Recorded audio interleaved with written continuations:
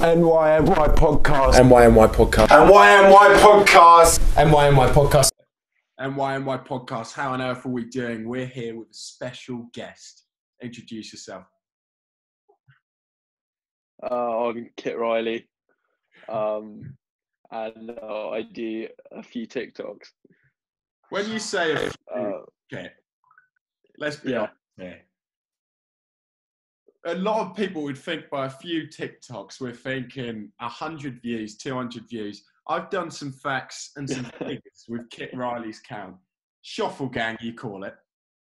So people, before I go into detail about some of the stats behind your TikTok, what is a shuffle?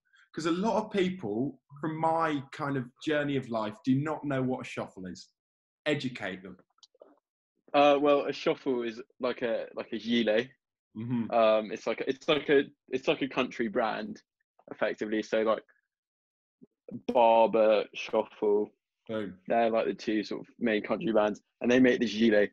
And I was only introduced to it. I'm not a shooter of birds, or you know, I've been on grouse shoots, but I don't actually shoot the birds. So you know, I was introduced to it by a friend who went to Oakham School. Okay. It was only like 2 years ago, and you know, I bought one because you know my friend had one, and then I learned about this like whole thing called shuffle spotting. Like it's a big thing, and it's like people love it, and because they call it the Chelsea life jacket, and I've been lucky enough to you know have a flat in Chelsea, so I've seen them about, and you know just wanted to fit in the local area around SW3. How old were you when you bought your first shuffle kit, Riley? Big question. I was 15 years old. Right. How did that feel? And it's actually I've only actually got two shuffles. I'm surprised. My dad loves them. My dad's had them for ages, so I didn't realise my dad was actually cooler than me before I was 15. So you know, I've actually got one stuffed down there. You've got a shuffle stuffed down the back of the bed. Is it the bed? It's a sofa. Boom. Yeah. Okay, mate. So let's get into these stats. Are you ready? He doesn't even know, people, some of the stats behind his account. I know them vaguely off analytics, but they only have like 7 days at a time, so I don't know them overall. Million likes on his TikTok. Most viewed video is 2.1 million currently. Are you ready for this? Yeah. This is kind of a broad one. It's not specifically on the dot, but overall, all your videos have had 17 million views. So 17 million people. Okay. Well, not people, because a lot of them watch him again. I watch him quite a lot. Yeah. Properly. There's 17 million views over his account. I've probably got on my podcast about, I don't know, 4,000. You've had 17 million. Like that. Yeah. That's a lot of difference there. So how did you get into TikTok? How did it come about? When I first heard about TikTok, I was like, yeah, never going to get it. Just like, well, you know, it's not for me. I was more of just, you know, trying to get out of all social media stuff and try to limit myself as much as possible. Yeah. And then, you know, Ziad, the other guy on the TikToks, he had it way before me. So he knew about all this, like, you know, TikTok culture, if you will. You know, all this like slang and memes from TikTok. And so I saw all the private school checks and stuff like that. And the first one I made, it was like just like the worst thing you've ever seen in your life. It was like had no video. It was literally like signet rings, shuffles, and it was I didn't know how to use any of the sounds or anything. And then we were like, yeah, we're gonna do this properly. We did a AO private school check one. I don't know if you know about those ones, but yeah, we did that, and it got 250 something thousand views at the time. But it was like it wasn't 1,000 views. Yeah, but you can't see it anymore because the sound got taken down, and it, you know, it doesn't show up. But I can see it on the phone. So, yeah, it was quite good. But I didn't like, you know, some of the comments. It was people don't realise that it's a bit of a, you know, at the end of the day. people don't realise that I'm sort of, we're taking the mickey out of ourselves a bit. Yeah. But yeah, that was the first one we did, and then we obviously thought, oh, we're famous, we've made it. But we were like, yeah, TikTok famous. I was really happy for like a few days, and then we did a few more, and they didn't get anywhere near the amount of attention the first one did. So we sort of stopped for a while. Yeah. And then I learned how to basically do my own sounds, because I do music tech as a subject at school anyway. Snap. So I realised, yeah, isn't it? Love it. Love it. Yeah, it's great. And so I can do that now. And I made the first properly big one was the Range Rover one. So that's how it all started. I'm putting a clip of that in now. You can't copyright me. I don't even care, Kit. How about that? So good luck with that one. No.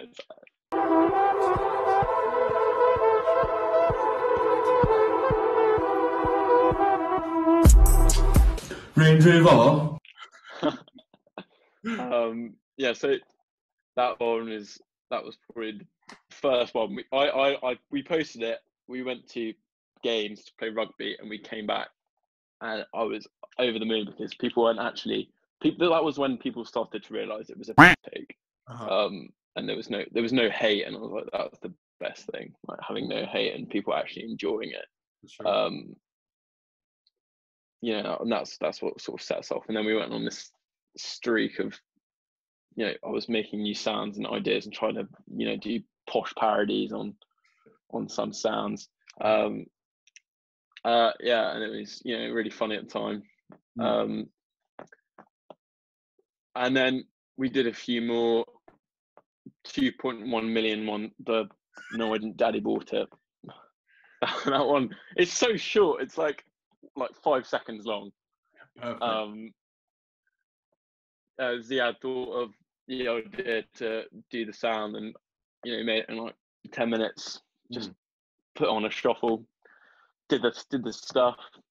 I've actually got some really funny outtakes for TikToks, because it's we have to get people to film us sometimes, and it's just hilarious. So it was really good.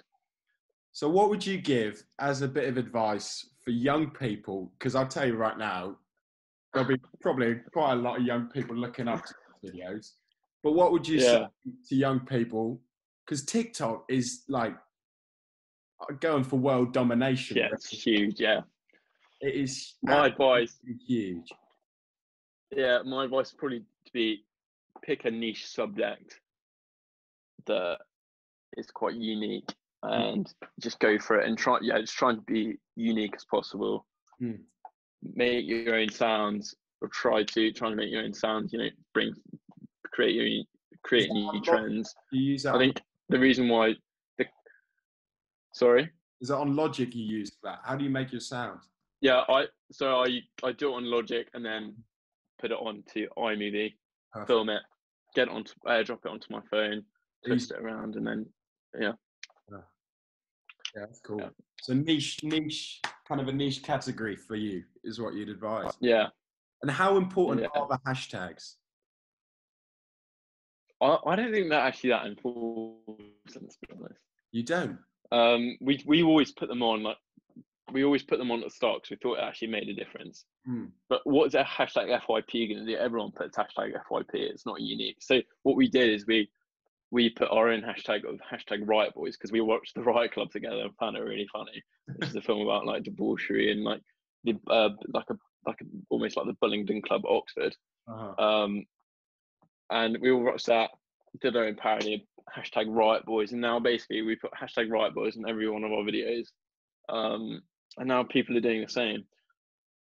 That's cool. So, and also hashtag Schoffel Gang. Schoffel Gang, it wasn't supposed to be Schoffel Gang. That's not supposed to be our name. We just thought it was quite funny. And now we're sort of known as Schoffel Gang. So, yeah. It sort of happened by accident. I bet you're loving it now. So how does it look? Well, here we go. What you got to say? Sorry. No, I didn't really have anything to say. No, carry on. I just said, how's it looking now? Like with the whole, because now sitting here, mate, your portfolio with TikTok's looking pretty good. I'm not going to lie to you. Thank you. I'm sat here. I think I got 220,000 views, and I thought I was like, I don't know, like the biggest thing ever. Yeah, that's how you thought at the start. 17. And when you get those, when you get views, you're like, it's like you want to crave more. I don't know what. I just love the notifications popping up on my phone. It was like really nice feeling to feel. So what's come of it now? Like, we've had a few people, like a few Indian brands, like ask us to put stuff on, advertise their sort of product. One of them was actually quite a cool product, but we asked that. I was really intoxicated, and I replied to it with something really stupid. So he didn't send us anything. Yeah. But it was quite funny. My dad thinks we should get a Schoffel sponsorship. That's try to make some money out of it. Schoffel sponsor, you've got to do it. You've given them more. Yeah, I don't know how. We're basically sponsoring them for free anyway at the moment. So they're not want to get. They're not going to want to pay us to do what we keep on doing. Sure. But yeah, I think the biggest thing to come out of this was we did an interview for the Telegraph. Wow. And that was, for me, that was like, quite cool. I've got my dad framed the article up there, and so it got into the Sunday Telegraph on Sunday. We picked it up and we were like, that's quite cool. Have like sort of a page on the newspaper, and that was fine. But the next day, the journalist asked us if they could post it on their social medias, and we were like, yeah, fine. It wouldn't get much. And then I go on to Snapchat, and the news feeds. Yeah, I see my face on the news feed, and I'm just like, what the actual like that is unbelievable. And my phone was blowing up for the first time ever. It was really weird, very surreal. Yeah, it was great. Okay, mate. Final question before we end this. Yeah. How are you staying sane in this season, and what would you give encouragement for people that are struggling in this time of isolation? Kit Riley, take it away. I'd probably try and get into the routine like normal. I've only just sort of started. I've only done it for a week. I've tried to wake up a tiny bit earlier. Tried to do some exercise. Try and engage with your family instead of sort of isolating yourself from your family. Because I know I felt awful, midway through this whole period, because I was just, going upstairs and gaming, playing Xbox with friends. And it's actually really important to actually have some like physical connections with your family, and just like actually talk to them. Perfect. Yeah, that's my advice. Kit Riley, it's been an absolute pleasure. It's been the honour is mine, James. I've loved NY as soon as you posted it. Thank you. I'm a true fan. Well, likewise with Schoffel Gang. I'll tell you something. My mum was going to buy me a shuffle for Christmas, but as you can see, my style does not really suit a shuffle. My style doesn't really suit a shuffle anyway. Like, I think that's what makes yeah, they're sort of like a hybrid feeling. It brings everyone. It does a shuffle. Yeah. Okay, mate. Thank you so much, Kit, for being on. No problem. I'll see you later. Thanks for watching. Good night. God bless. Thanks.